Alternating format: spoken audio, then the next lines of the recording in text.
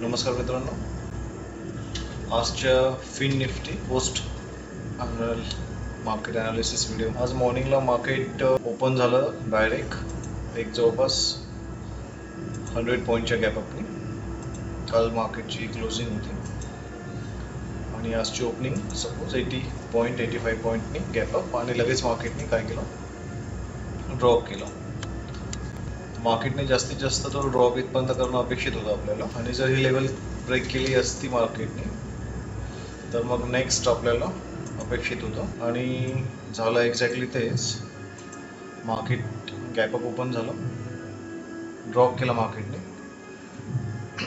आणि पहिली लेवल त्यांनी एका पहिल्याच कॅन्डलमध्ये ब्रिज करून सेकंड कॅन्डलमध्ये सेकंड लेवलला पण ब्रिज केलं, पण तिथे तो सस्टेन नाही करू शकला आणि तिथनं मार्केट रिव्हर्स. आपण तुम्हाला मॉर्निंगला इथेच याच लेवलला एक ट्रेड दिला होता की जर ही 5 मिनिटची कॅन्डल क्लोज होत असेल तर आपल्याला जे टार्गेट असणार आहे ते टार्गेट तुम्हाला हे खालची बॉटम लेवल आपण दिली होती. लाईव्ह मार्केटमध्ये तुम्ही इथे बघू शकता, यामध्ये आपण क्लिअर बोलतोय की जर ही लेवल क्रॉस केली मार्केटने तर 22,350 हा नेक्स्ट टार्गेट इथे राहील म्हणून, आणि सेकंड कॅन्डलनीच मार्केटमध्ये इथे टार्गेट आपलं कम्प्लीट केलेलं आहे. कॅन्डल आणि सेकंड टार्गेट आपलं सेकंड कॅन्डलमध्ये सेकंड आपलं जे टार्गेट आहे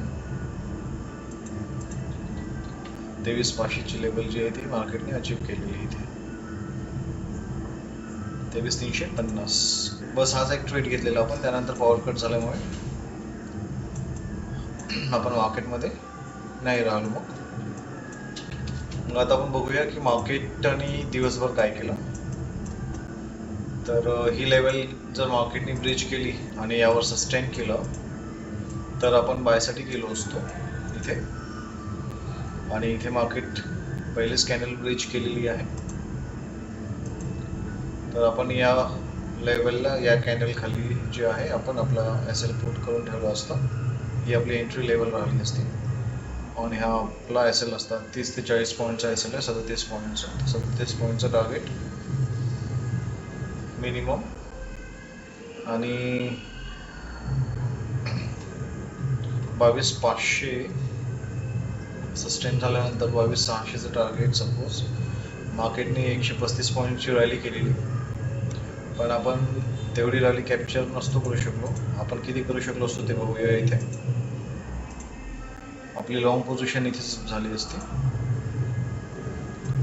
आणि जो SL राहिला असता याच कॅन्डलचा लो राहिला असता आपला हा लो,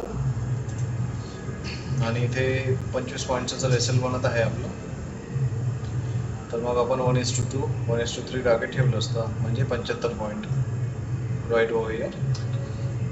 आणि मार्केटने ते बघा इथे आरामशीर कंप्लीट केलेलं आहे. पण याच्यामध्ये ग्लिच असं आहे की मार्केटने पहिल्यांदा इथे रिव्हर्स केलेलं. आपली एंट्री याच कॅन्डलला जर झाली असेल तर आपला SL पहिल्यांदा मार्केटने इथे हिट केलं आणि त्यानंतर मार्केटने मूव्ह केलं. मग अशा सिनेरियोमध्ये आपल्याला काय करायचं असतं, समजा इथे आपला पहिला SL हिट झालेला आहे तर मार्केट पुन्हा जेव्हा केव्हा त्या सेम लेवलला येईल ना तर आपल्याला इथे एंट्री बनवावं लागली असती आणि आपला SL मग हा राहिला असता.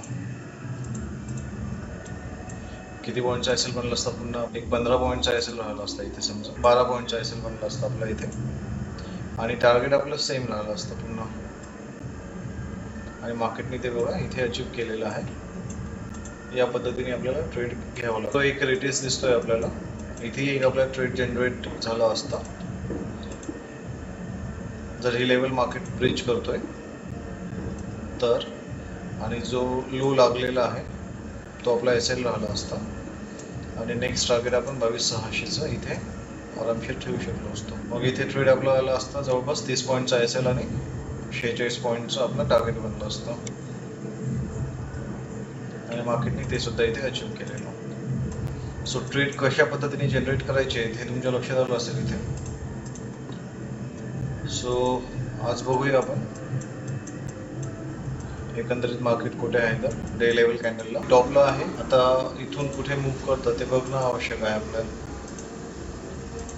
म्हणजे हा टॉप जो आहे हा टॅप करत आहे मार्केट कंटिन्युअस. आता या टॉपच्या वर मार्केट ओपन होतं का झालं तर नवीन लेवल्स ओपन होतील आपल्याला 23,000च्या डायरेक्शनने मार्केट चाललं जाईल.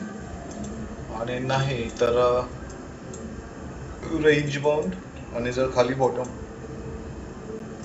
याचे लेवल आपण मार्क केलेले आहे याच्या बॉटमला जर असेल तर डाऊन साईड मुवमेंट. तर आताच आपण प्रेडिक्ट करू शकत नाही याला, कारण की ओआय डेटा काय आहे, व्हॉल्यूम काय आहे यानुसार आपल्याला चेक करावं लागेल. तर उद्या लाईव्ह मार्केटमध्ये आपण बघूया काय होतं तर. सो चॅनलला लाईक करा, शेअर करा, सबस्क्राईब करा. आणि जर लाईव्ह मार्केटमध्ये तुम्हाला ट्रेडिंग असिस्टन्स हवं असेल तर तुम्ही लाईव्ह आपलं अटेंड करत चला. थँक्यू.